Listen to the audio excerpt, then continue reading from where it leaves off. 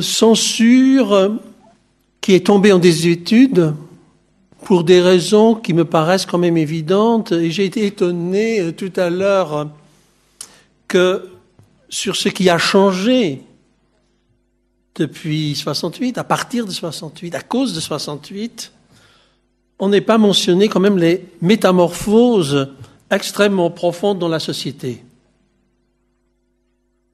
Et je crois que ce sont ces métamorphoses-là qui ont fait que la censure est tombée en désuétude, soit que les princes qui nous gouvernent, les pouvoirs, qu'il s'agisse des pouvoirs politiques ou judiciaires, ne croient plus eux-mêmes aux valeurs qui étaient les leurs avant 68, soit qu'ils n'ont plus les moyens, justement, d'imposer ces valeurs.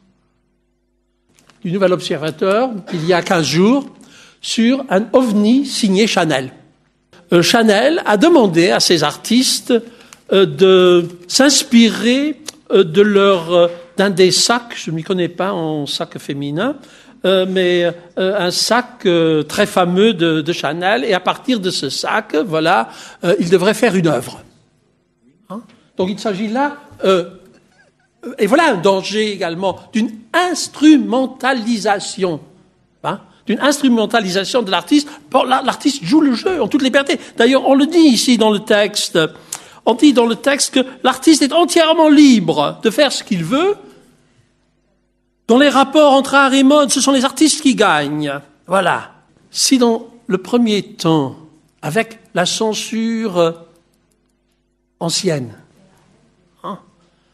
on pouvait parler, comment dire, d'une sorte de pouvoir, de rejet de la société.